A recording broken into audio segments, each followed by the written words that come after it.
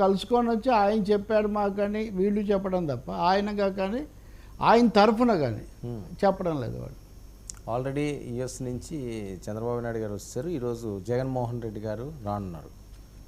Exit పోల్స్కి ముందే జగన్ గారు ఇండియాకి రావడం, సో ఒక ఊపు వచ్చినట్టేనా జనసేన? అంటే ఆయన అక్కడి నుంచే నిన్న ట్వీట్ చేశాడు కదా, మనం ప్రమాణ స్వీకారం చేసి 5 ఏళ్ళు అయింది, మళ్ళీ మనం ప్రభుత్వం ఏర్పాటు చేయబోతున్నామని ఆయన చెప్పాడు. ఆ సజ్జల రామకృష్ణారెడ్డి కూడా మొన్న కౌంటింగ్ ఏజెంట్లకు ఆదేశాలు సూచనలు చేస్తూ మనం మళ్ళీ రాబోతున్నాం, ఇందులో ఏం సందేహం లేదన్నారు.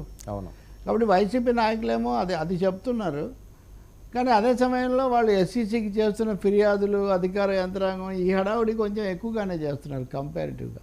అంటే ఇప్పుడున్న రాష్ట్ర ఎన్నికల సంఘం టీడీపీకి పక్షపాతం చూపిస్తుంది బీజేపీ కారణంగానే ఒక అభిప్రాయం అయితే వాళ్ళలో ఉంది.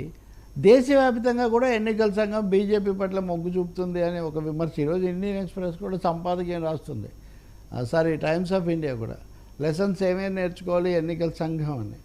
కాబట్టి ఏపీలో ఎన్నికల సంఘం మీద వచ్చిన విమర్శలను కేవలం వైసీపీ టీడీపీ ఘర్షణలాగే చూడలేము. దేశంలో ఎక్కడ లేదు కదా సార్ ఇక్కడ వచ్చిన విమర్శలు, దేశం అంతా ఉన్నాయి. నేను మీకు చెప్తుంది అది. ఓకే, ఈరోజు టైమ్స్ ఆఫ్ ఇండియా ఎడిటోరియల్ దేశం అంతా వచ్చిన దాని మీదే రాసింది, సుప్రీంకోర్టులో ఉంది.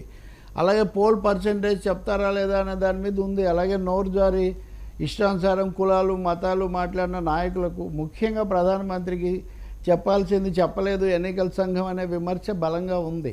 మన్మోహన్ సింగ్ మాజీ ప్రధానమంత్రి, ఆయన నిన్న ఎప్పుడూ మాట్లాడు, ఆయన నిన్న ఇప్పటివరకు ఈ దేశాన్ని పాలించిన ప్రధానమంత్రులందరూ స్టాండర్డ్ పాటించారు, మొదటిసారిగా ఒక నరేంద్ర మోడీయే దాన్ని తగ్గించారు, దాని స్థాయిని సాధారణ వివాదాల్లోకి లాగారు, దీనికి నేను చాలా విచారిస్తున్నాను అని కూడా ఆయన చెప్పాడు. సో ఇలాంటివేమీ ఎన్నికల సంఘం ఏమీ దృష్టిలోకి తీసుకోలేదు.